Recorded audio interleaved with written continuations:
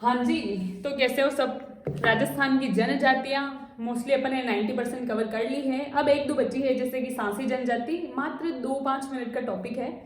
और इसके बाद एक और है डामोर जनजाति, है ना। इसके अलावा दो और नाम देख लेंगे अपन, मुख्य क्षेत्र देख लेंगे उनके, है ना। और उनकी विशेषता देख लेंगे कि इस जनजाति की क्या विशेषता है। जनजाति तो है ही, लेकिन एक जनजाति के बारे में क्या पूछा जा सकता है। क्षेत्र पूछा जा सकता है ना, क्षेत्र कौन सा है इसका। और फिर विशेषताएं क्या हो सकती है ना, जो मेन चीज है, कौन सी चीज को ये फॉलो करते हैं, या फिर देवी देवता से संबंधित चीजें पूछ सकते हैं, या फिर जैसे कि इनके पारिभाषिक शब्द पूछ सकते हैं ना। जैसे कि अपन ने पढ़ा है ना, बंगला, हताईकू, टापरा, हाउरो, हौजी।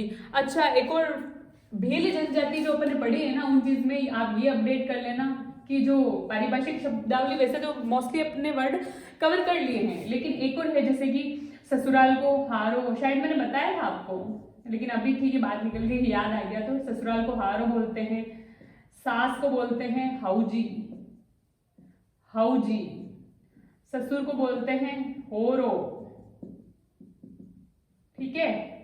हालरो किसको बोलते हैं बताओ, किस जनजाति की झोपड़ियां घर को हालरो कहा जाता है। कल ही अपन ने पढ़ा था कथोड़ी जनजाति, जो कि बंदर का मांस खाना बहुत ज्यादा पसंद करती हैं। सरीसृप जीवों का मांस कौन खाना पसंद करता है, तो वो है कंजर जनजाति। और किसका, मोर का मांस और सरीसृप जीवों का मांस, ठीक है। तो ये चीजें भील जनजाति में अपडेट कर लेना आप। सांसी जनजाति, सांसी जनजाति के बारे में अगर मूल स्थान की अगर बात करें तो वो है राजस्थान। अपन सबसे पहले देख रहे हैं भारत में, अपने जनरल नॉलेज के लिए कहां पर, पहले भारत में देख रहे हैं, लेकिन राजस्थान के बारे में तो क्षेत्र विशेष को जानना है।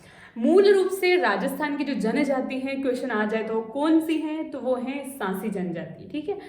इसके अलावा फिर मैं आपको बताऊं कि लगभग 13वीं शताब्दी में, है ना, जब मुस्लिम आक्रमण हुए थे, वो अलाउद्दीन खिलजी मान लो, तैमूरलंग वगैरह, है ना, तो ये जब आक्रमण कर रहे थे तो उस टाइम क्या ये जनजाति है ना, सांसी जनजाति, राजस्थान से निकलकर थोड़ा इधर ऊपर की साइड और शिफ्ट हो गई थी, जैसे कि क्या, पंजाब, हरियाणा, है ना, पंजाब हरियाणा उधर। तो सांसी जनजाति पंजाब और हरियाणा में भी रहती है, ठीक है। कहाँ पर रहती है, पंजाब और हरियाणा में भी, राजस्थान के अलावा। अब अगर मुख्य क्षेत्र की बात करते हैं अपन कहाँ पर, राजस्थान में, तो वो है एकमात्र जिला, वो कौन सा है, भरतपुर। मुख्य क्षेत्र की बात कर रही हूँ। इसके अलावा अन्य क्षेत्रों में तो आ जाता है भरतपुर, जो कि मेवात क्षेत्र पड़ता है ना, पूर्वी राजस्थान का। तो भरतपुर के अलावा अलवर मान लो, धौलपुर, करौली, है ना, जो बीहड़ क्षेत्र है, झालावाड़, कोटा, बूंदी, बारा, है ना, इस हाड़ौती क्षेत्र में भी आते हैं। वो सवाई माधोपुर भी शामिल है उसमें, है ना। लेकिन जो मुख्य क्षेत्र या फिर मुख्य जिला जो पूछा जा रहा है वो कौन सा है, एकमात्र है, वो कौन सा है, भरतपुर, ठीक है। अगर अलवर वगैरह करौली भी लिखा हुआ है अगर ऑप्शन में, तो वो भी गलत नहीं है, लेकिन अपने को एक चीज जाननी है, ठीक है। इसके अलावा सांसी जो जनजाति है, इसके वर्ग की बात करें और उपजातियों की बात करें, तो वर्ग तो है, दो टाइप के वर्ग हैं इसमें, एक तो है बीजा और एक है माला, दो वर्ग, ठीक है। जिस प्रकार से मीणा जनजाति में अपन ने पढ़ा था कि दो वर्ग होते हैं उनके, एक चौकीदार मीणा और एक जमींदार मीणा, ठीक है, जिनके पास अपनी खुद की जमीन थी, भू स्वामित्व था जिनके पास, तो वो तो क्या खेती करते हैं, पशुपालन करते हैं, और वो स्थानांतरण पसंद नहीं करते हैं। बाकी जनजातियों में अपन ने क्या पढ़ा है कि खानाबदोश, एक शब्द मैंने आपको बताया था कि खानाबदोश, जिसका अर्थ होता है गुमंतु, ठीक है, गुमंतु जनजाति। और जनजातियां तो है ही पिछड़ी हुई, घुमंतु प्रकार का काम ही करती है कि मोस्टली कहाँ, पर्वतीय इलाकों में रहती है। डेली का कमाना तो क्या ही, वही शिकार करके पकड़ना, खाना, है ना, पेट भर गया भोजन, और फिर इसके अलावा उलाला वही क्या उनके। अच्छा, एक और भीलों का रणघोष, एक और शब्द आ गया है मुझे याद, भीलों का जो रणघोष है वो भी लिखना, फायरे फायरे,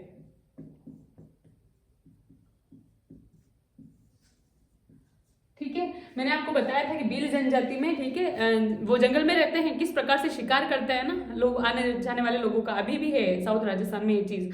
तो मैंने तब आपको बताया था कि पाखरिया कहा जाता है किसको, जो भी घुड़सवार सैनिक को, है ना, मार कर नीचे गिरा देता है, तो वो घोड़े के कौन रख लेता है, भील रख लेते हैं। और उस जो जिसने मारा होता है सैनिक को, उसको एक वर्ड से संबोधित किया जाता है, वो क्या था, पाखरिया वर्ड, है ना, पाखरिया, जो कि भील जनजाति के लिए एक सम्मानजनक शब्द है। कहने का मतलब क्या, परमवीर चक्र ले आया हो, है ना, ये।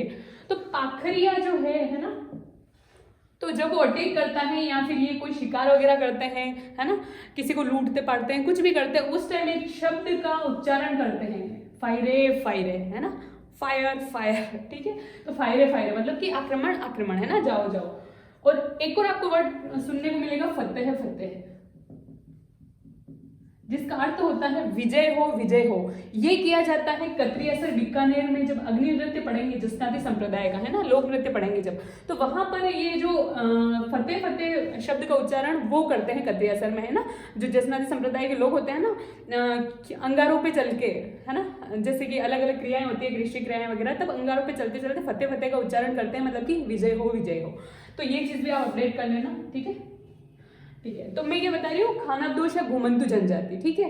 तो इनके अलग अलग वर्ग होते हैं, जैसे भील में मीणा में अपन ने पढ़ा था ये जमींदार और चौकीदार। जो बाकी सभी में तो घुमंतु प्रकार के हैं, लेकिन एक में जमींदार बताए गए थे, कौन थे वो, मीणा। इसके अलावा दूसरे प्रकार के थे वो चौकीदार, जो कि उनको एक स्थायी जगह पर रहना पसंद नहीं था, घूमते हुए फिर चौकीदारी करते हुए वो अपना जीवन यापन करते थे, ठीक है, कहीं पे भी चौकीदारी कर ली वो। लेकिन खानाबदोश और घुमंतु जनजाति, अपन बात कर रहे हैं सासी जनजाति के बारे में, ठीक है। तो ये भी दो प्रकार के बताए गए हैं, एक तो है बीजा और एक है माला। बीजा को एक और अन्य वर्ड से भी संबोधित किया जाता है, इनको बोलते हैं खरे, ठीक है, और इसको बोलते हैं मल्ल।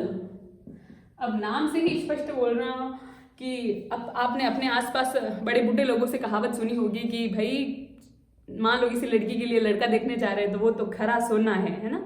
खरा और इसका जो विलोम शब्द होता है हिंदी में अपन पढ़ते हैं वो होता है खोटा। खरा मतलब कि एक टाइप से शुद्ध बिल्कुल, है ना, विशुद्ध, और खोटा मतलब कि मिलावटी रूप। तो खरा और मल्ल को और क्या कह सकते हैं, खोटा। मल्ल मतलब क्या, मिलावटी।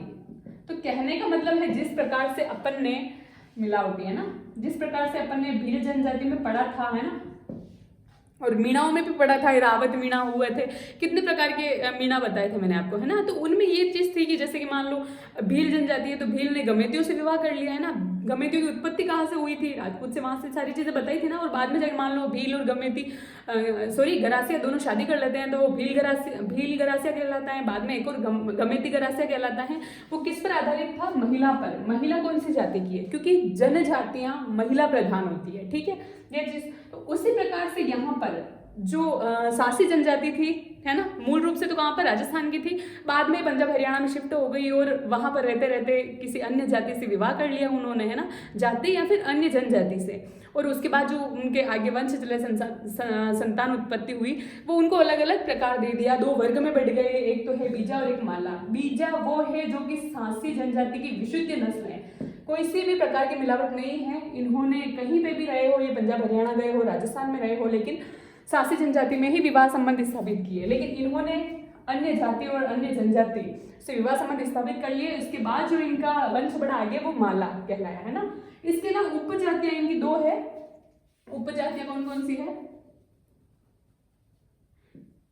एक तो है भद्रकुट के नाम से है शायद, मेरे को नाम याद नहीं आ रहा, और एक है मिशेन, है ना। ठीक है, चलो ये कल मैं आपको बताऊंगी, ये मेरे दिमाग से थोड़ा फिसल रहा है। दो उपजातियां आएंगी, है ना। आराध्य देवता की अगर अपन बात करें तो वो है भाखर बाबूजी। हाकम राजा का प्याला पीने के बाद कौन झूठ नहीं बोलता है, कंजर जनजाति, ठीक है। भराड़ी माता का चित्र जो भित्ति चित्र बनाता है दुल्हा दुल्हन के घर पे, वधू के घर पे, कि जनजाति में वो है भील जनजाति, है ना। मीणा जनजाति के लोग भूरिया बाबूजी को पूछते हैं ना, गौतमेश्वर प्रतापगढ़ पढ़ा था ना अपन ने। इसके अलावा ये जो है भाखर बाबूजी, ठीक है। और टोटम किसके कुल देवता है, वो है भील जनजाति के, जिसका अर्थ क्या होता है, पशु, पेड़ पौधे, पक्षी, है ना, और उनका प्रतीक होता है टोटम देवता, ठीक है। उसी प्रकार भाखर बाबूजी की झूठी कसम नहीं खाते हैं, जिस प्रकार से भील किनकी, काला जी, केसरिया जी, जो कि किनका उपनाम है, ऋषभ देव जी का, उनकी झूठी कसम नहीं खाते हैं। उसी प्रकार भाखर बाबूजी की कसम नहीं खाते हैं झूठी। भाई अब इनको कसम दिलाने की क्या बात पड़ गई। मोस्टली जो जनजातियां थी, जैसे ये कंजर, कथौड़ी, सहरिया भी पढ़ी अपन ने, ये जो जनजातियां थी इनको आपराधिक प्रवृत्ति की जनजातियां माना गया है ना, अपराध की श्रेणी में लिया गया है। कि इनका मुख्य कार्य क्या है, जैसे अपन ने कंजर जनजाति में पढ़ा था और कथौड़ी में पढ़ा था कि क्या बोलते हैं, होलरो, है ना। ये किसका था, या फिर होलरो है या फिर होलरो। तो किसको कहा गया था ये, कि झोपड़ी को, है ना, झोपड़ी के मुख्य दरवाजे को होलरो कहा गया था। मतलब दोनों स्त्री और पुरुष, महिलाएं भी शराब पीती है ना कथौड़ी जनजाति में, जैसे पी के आएंगे धुत रहेंगे, खोलरे, है ना, खोलरे अंदर वाले को बोलेंगे, या फिर खोलरो, है ना, अंदर वाले को बोलेंगे, जो भी है भाई खोलरे इसको, है ना। तो इस तरीके से अपन ने याद किया था, है ना। तो उसी प्रकार से अपन बात करें भाखर बावजी की, ठीक है। तो भाखर बावजी को बात कर रहे हैं कि अपराध, है ना, अपराध क्यों किया जाता है, तो मोस्टली जनजाति आपने पढ़ी है अपराध की श्रेणी में। जिस प्रकार से बावरी जाति का अपन ने उदाहरण लिया था कि ये अपराध करने से पूर्व क्या बेससुर की फड़वक का वाचन करते हैं, वो भी बिना वाद्य यंत्र के साथ। बिना वाद्य यंत्र मतलब क्यों भाई, वाद्य यंत्र के साथ भगवान को याद करेंगे तो मालिक जग नहीं जाएंगे, जहां पर चोरी करने गए हैं वहां पर बजाएंगे तो जग जाएंगे ना। तो बिना वाद्य यंत्र के साथ बेससुर की फड़ का वाचन करते हैं। उनका मुख्य कार्य भी क्या है, अपराध। कौन सी जनजाति अपराध करना, कौन सी जनजाति जो है जोगणिया माता की क्या चढ़ाती है, कंजर जनजाति कुल देवी थी जोगणिया माता, वहां पर हथकड़ियां चढ़ाकर आती हैं, क्योंकि इनका मुख्य व्यवसाय ही क्या माना गया है, अपराध करना, है ना। और मूल रूप से खाना बदोश है। तो इसलिए जो घुमंतु प्रकार के होते हैं जैसे गाड़ी लोहार वगैरह, है ना, तो इनका मुख्य व्यवसाय क्या अपराध करना बताया गया है। तो इसीलिए इनको कसम खानी पड़ती है। आप ये सोच रहे होंगे कि कसम खाने वाला क्या सीन है भाई, ये कि हर जनजाति किसी कसम खा रही है और वो झूठ नहीं बोल रही है। तो कसम खाने का यही मतलब, इनका मुख्य जो व्यवसाय है वो है अपराध, है ना। और फिर अपराध को अगर सिद्ध करना हो कि भाई तूने किया कि नहीं किया, कुछ भी चीजें वसूलनी हो इनसे कि भाई इसकी सजा तो तुम्हें मिलेगी, तो एक मात्र जो कोई देवी देवता है ना, इनके कुल देवता आराध्य देवता, उनकी कसम खिला दो और उनको इनसे पूछ लो। यही इनके लिए क्या होती है, एक न्याय व्यवस्था होती है। ये कहीं कोई कोर्ट कचहरी के चक्कर नहीं लगाते हैं, यही सीधा सा बात होती है। चाहे जैसे अपन ने पढ़ा था, है ना, छेड़ा फाड़ना भील जनजाति में उनके नाता प्रथा या फिर तलाक भी होता है। तो कोई भी जनजाति कहाँ पर न्यायालय वगैरह का कोर्ट कचहरी की कोई चक्कर नहीं, इनकी सीधी पंचायत व्यवस्था होती है। त्रिस्तरीय पंचायत व्यवस्था पढ़ी है अपन ने, सहरिया में गरासिया में है वही चीजें। तो इनकी भी अपनी खुद की न्यायालय व्यवस्था होती है। और भाखर बावजी की कसम खाने के बाद ये झूठ नहीं बोलते हैं। भाखर का शाब्दिक अगर अपन बात करें ना, तो उसका अर्थ होता है डूंगर या फिर मंगरा। बात वो की वही है, जनजाति है कहाँ पर, पर्वतीय पहाड़ी इलाकों में रह रही है, वहां पर क्या दिखेंगे, पेड़ पौधे दिख सकते हैं, पशु पक्षी दिख सकते हैं, नदियां दिख सकते हैं, इसके अलावा पर्वत या फिर डूंगर मंगरा दिख सकते हैं ना। उदयपुर वाली जो मेवाड़ी लैंग्वेज है उनमें मंगरा कहा जाता है, डूंगर इधर कहा जाता है, लाइक मध्य राजस्थान, पूर्वी राजस्थान इधर साइड, है ना। तो वो, तो इसका अर्थ क्या होता है, भाकर का अर्थ है डूंगर, ठीक है।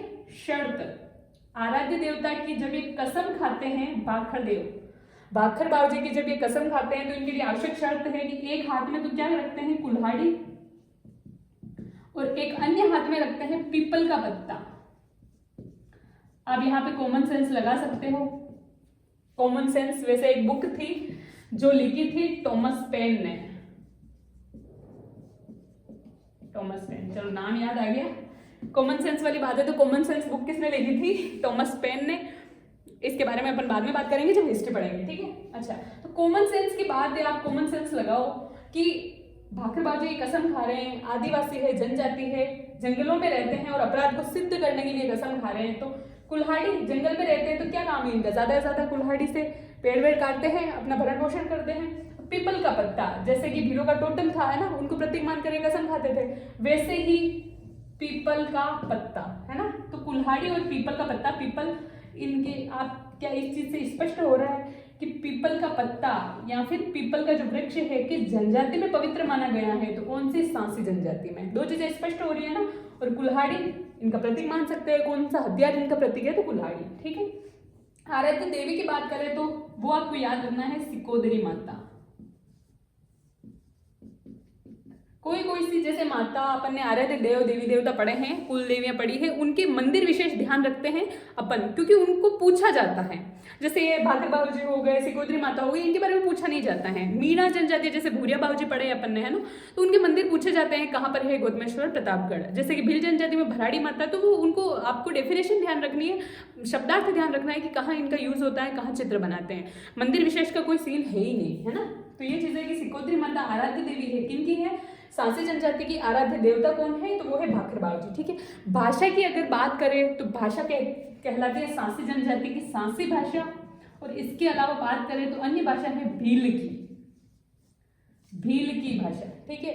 आप यहाँ पे ध्यान देना, कर्नल जेम्स टोड, है ना, भीलों को वन पुत्र की संज्ञा देते हैं, है ना। कर्नल जेम्स टोड क्या कहते हैं, घोड़े वाले बाबा क्या कहते हैं भीलों को, कि ये तो वन पुत्र हैं। और मैंने आपको ये भी बताया था कि भीलों की जो बोली है उसे भीली बोली कहा था, है ना। वो किसने कहा था, वो कर्नल जेम्स टोड ने कहा था। तो भीलों की जो बोली है, भाषा है, वो तो है भीली, ठीक है। और ये भील की किसकी है, सांसी जनजाति की भाषा। ये चीज माइनर सा डिफरेंस है, ये आपको ध्यान रखना है। ठीक है।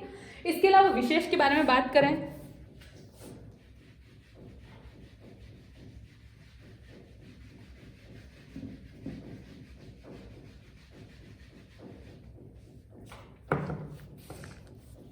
विवाह संबंधित अगर कोई विशेष बात है तो जनजाति में, इस जनजाति में विधवा विवाह नहीं किया जाता है। अच्छा, यहां पर आपको मैं एक बात बताऊं,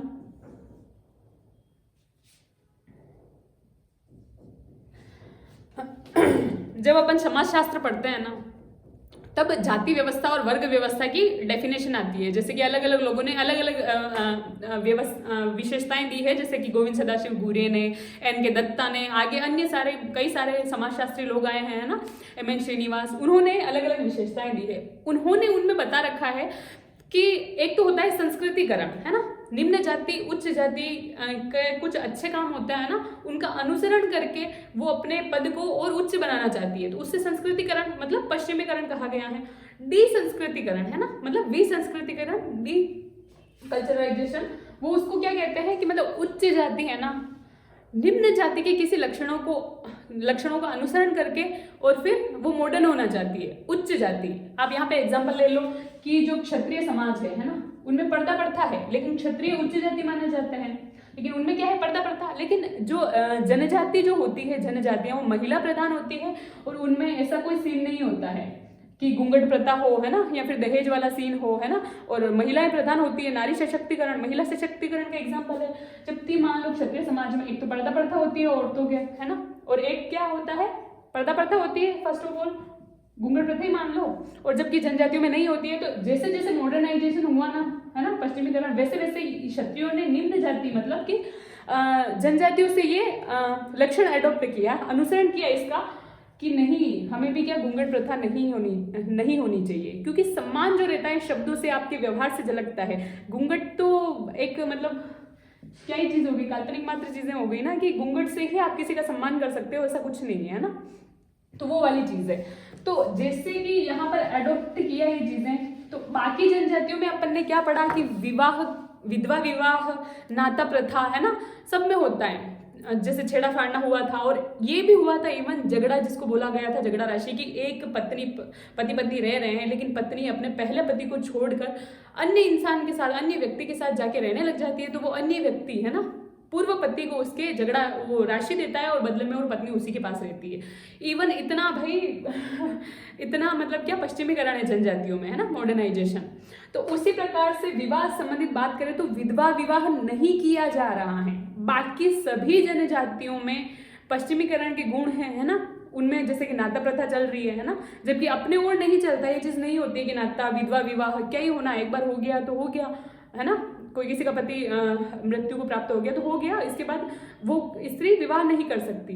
लेकिन विधवा विवाह एक और मतलब कि जनजाति में नहीं किया जाता है, सांसी जनजाति में। तो ये आपको खास करके ध्यान रखना है, क्योंकि बाकी अन्य जनजातियों में विधवा विवाह हो रहे हैं, नाता प्रथा हो रही है ना, झगड़ा राशि वाला ऐसा सीन भी हो रहा है, प्रेम विवाह हो रहे हैं, लेकिन इस जनजाति में विधवा विवाह नहीं होता है। ये आपको खास करके चीज ध्यान रखनी है, ठीक है। एक और विवाह संबंधित एक विशेष बात है जो बार बार आरपीएससी पूछती है, कुकड़ी रस्म।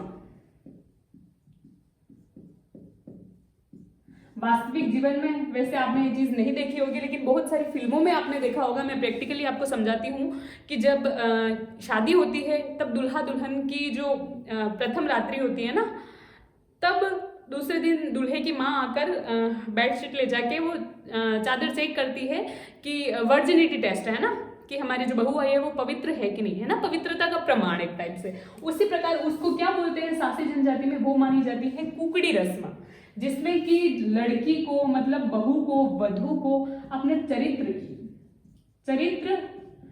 की पवित्रता की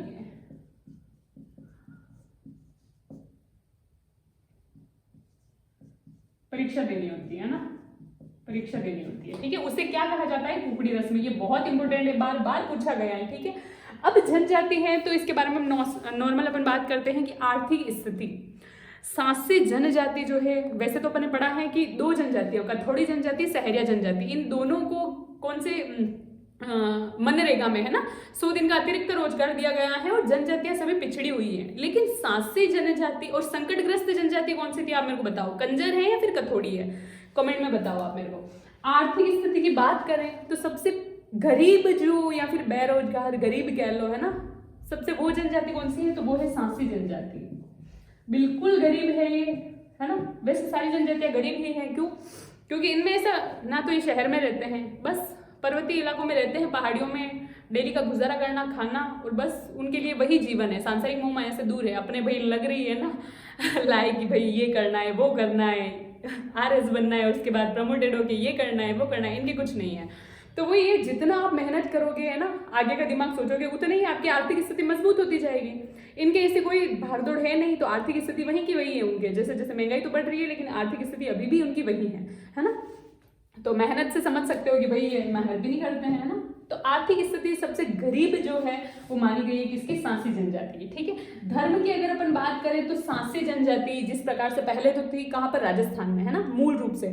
फिर मैंने आपको बताया कि मुस्लिम आक्रांताओं ने लगभग 13वीं शताब्दी में जब आक्रमण किया तो ये जनजाति राजस्थान में भी रह गई और इधर भाग के थोड़ी सी स्थानांतरित होकर कहाँ पर चली गई, शिफ्ट हो गई पंजाब और हरियाणा में, ठीक है, पंजाब और हरियाणा में, ठीक है। लेकिन राजस्थान में, पंजाब हरियाणा में कहीं कहीं ऐसा रहा था सीन कि बस मुस्लिमों ने आके इनको भी इस्लाम धर्म कबूल करवा लिया था। तो मोस्टली तो ये जो जनजाति है ये कौन सी है, हिंदू धर्म को मानती है, ठीक है। लेकिन जो भाग नहीं पाए थे मुस्लिम आक्रांताओं से बच के, तो उन्होंने इस्लाम धर्म को कबूल कर लिया। कबूल क्या करवा लिया उनसे मुस्लिम आक्रांताओं ने। तो बहुत सारे जो सांसी जनजाति है वो मुस्लिम धर्म को भी मानती है। इसके अलावा इनका आदिवासी धर्म अलग ही होता है, जैसे कि भाकर बाबू जी अपने तो नहीं पूछते हैं, ये विशेष किसके हैं, सांसी जनजाति के, तो अपना आदिवासी धर्म को भी मानती है, ठीक है। इसके बाद जिस प्रकार से अपन ने पढ़ा है कि भील जनजाति में, है ना, गरासिया जनजाति में, सहरिया जनजाति में पंचायत, इनके कोई जातीय विवाद होते हैं लोगों के बीच, तो उनके लिए कोई न्यायालय कोर्ट कचहरी का चक्कर नहीं होता है। ये खुद ही अपनी पंचायत स्तरीय व्यवस्था बिठाते हैं। 5 गांव के अलग, 10 गांव के अलग हैं, 11 के अलग और 80-84 के अलग। उसी प्रकार से कि भाई इनके हो गया ना अधीनस्थ न्यायालय, वही हाई कोर्ट, सुप्रीम कोर्ट, तो वो वाला सीन। तो इधर भी क्या होती है, इनकी एक जातीय परिषद होती है। बाकी में अपन ने पढ़ा है कि पंचायत स्तर पे क्या पंचायत बैठती है ना, अलग अलग स्तर पे त्रिस्तरीय पंचायत व्यवस्था है, वो वाला सीन। तो इधर क्या जातीय परिषद होती है जो क्या करती है, इनके लोगों के बीच विवाद, इस जाति के लोगों के बीच विवाद को सुलझाने के लिए, ठीक है। तो बस ये चीज हो गई। और ये भील जनजाति का आप अपडेट कर लेना। सांसी जनजाति के बारे में बस इतना ही। ये जो 2 उपजाति रह गई है ना, वैसे इतनी कोई इंपोर्टेंट है नहीं, पूछ ली जाती है, लेकिन मैं आपको कल बताऊंगी, मैंने थोड़ा फिसल रहा है। बाकी मुख्य क्षेत्र आपको याद रखना है। वर्ग भी बीजा और माला पूछे गए हैं। बीजा का अर्थ होता है खरा मतलब विशुद्धि, माला मतलब मिलावटी वाला, मैंने आपको बता दिया है, ठीक है। आराध्य देव भाकर बाबू जी, आराध्य देवी सिकोद्री माता ये भी पूछा गया है। और कुकड़ी रस्म तो बार बार पूछा गया है, बस इतना इंपॉर्टेंट है, इसके अलावा तो कुछ नहीं है। अब एक और जनजाति डामोर जनजाति पढ़ लेंगे, 2-3 अन्य जनजातियों के बारे में अपन डिस्कस कर लेंगे, है ना, मुख्य क्षेत्र और विशेषताओं के बारे में उनकी। और फिर एक थोड़ा सा छोटा वीडियो होगा जिसमें कि जनजातियों की विशेषताएं होती क्या है, आखिर जनजातियां होती क्या है ना, उनके बारे में अपन जानेंगे। हालांकि वो वीडियो सबसे पहले बनाना था, लेकिन चलो ठीक है, लास्ट में ऑल ओवर जो होता है ना सार, वो उसमें ले लेंगे अपन, है ना, किस जनजाति का क्या मुख्य है वो वाला सीन, ठीक है। तो बस आज के लिए इतना ही, धन्यवाद।